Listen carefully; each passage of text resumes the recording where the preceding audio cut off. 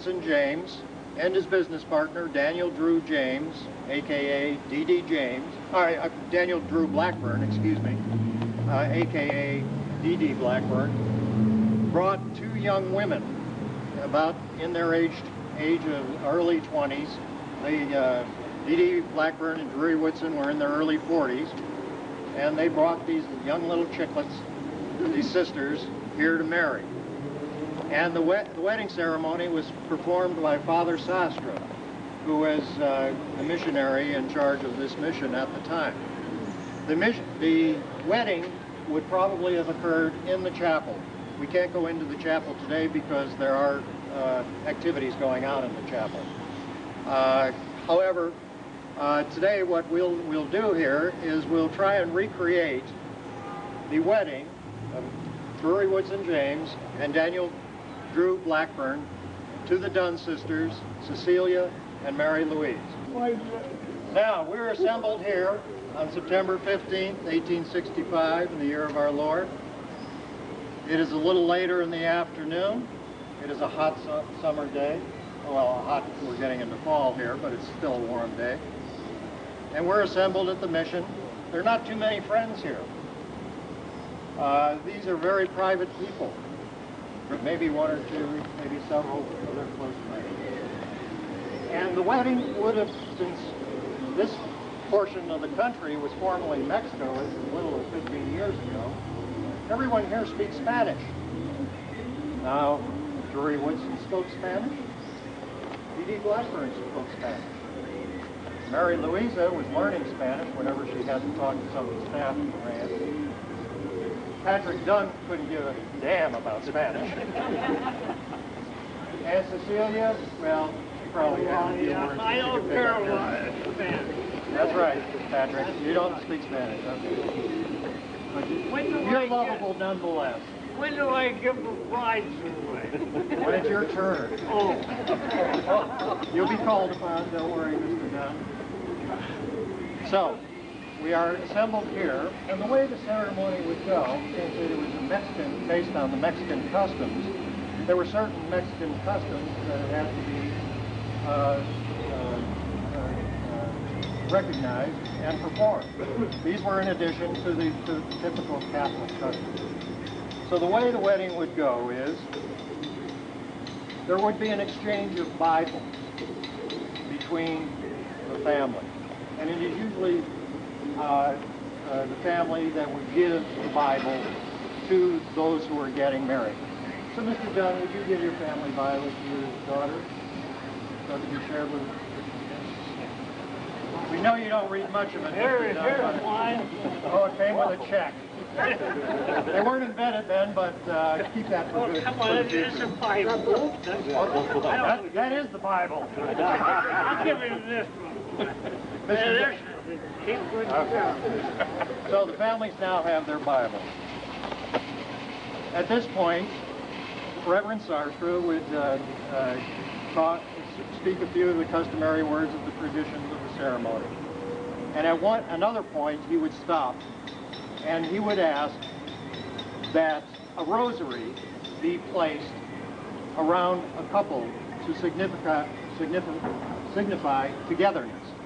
Now the rosary, usually, there weren't a lot of rosaries around, they were usually in private hands, but in order to substitute for a rosary, they would use a piece of rope called the lasso. Sound familiar? Now you you've learned a little Spanish, lasso. So the lasso would be placed by a trusted member, friend, family, of the couple whom they selected themselves. We don't know who placed the lasso, but we do know that a lasso was most likely placed. So the lasso would have gone around the couple and held them and bound them together. One lasso here, another lasso there. The ceremony would continue with more prayers being said in honor of the marriage and the couples. The couples would exchange vows. But before the couples would exchange vows, the grooms would endow their brides. And the way they endowed their brides is they would hand a symbolic handful of coins and place that in the palm of their bride. So, Drury, would you endow your wife? Yeah, I like this. No, Patrick. You've already done your part, Patrick. Yeah, you may need it to get back to Ireland. Okay. Our brides are endowed. However, the endowment has further significance. The endowment has the further significance that the time and custom of the period was, it was the women who handled the money in the family. It is the women who are entrusted with its safekeeping. Now, how many women do that today? 1, 2, 3. We've got a few who are still practicing the Old Testament. Yes, we know your wife does. We know you're on an allowance. Anyway, the wife was endowed with the trustworthiness of the money. Now, we know that Mary Louisa, being very ambitious, had a few things in mind. She wasn't too interested in the coin. She was thinking big. So, what we've learned about Mary Louisa is she was responsible for moving Drury Woodson out of those boonies and that terrible adobe out there at La Panza Ranch, with all those killings going on, with all those vigilantes going on, which the Blackburn brothers used to do. They used to run a little vigilante group, cleaning up the countryside of undesirables. And Mary Louisa moved Drury Woodson James from his 10,000-acre rancho into town, into the hotel owned by the Blackburn brothers, D.D. and his brother James. And that is where the site of the Paso Robles Inn is, where we're staying today, that original El Paseo de Los Robles Hotel. It was originally built by the Blackburns. Now, we'll talk a little bit more tomorrow about what happens with the hotel. But we can count, we will learn a lot more about Mary Louisa Dunn James, now that she's married and become a James. I didn't give away. Am I supposed to give them to... Don't you have a drink somewhere? Patrick? Oh, okay. Patrick, go get your bottle. Thank you, Patrick.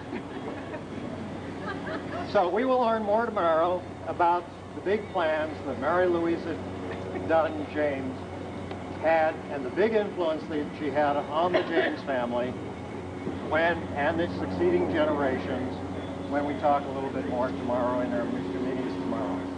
So, with all that, we bless Drury Woodson James and his wife, Mary Louisa. We bless D.D. Blackburn and his wife, Cecilia. And we bless all of you. Any questions? Amen. Amen. Okay, everybody, 1, 2, 3. Okay, we all got our papers.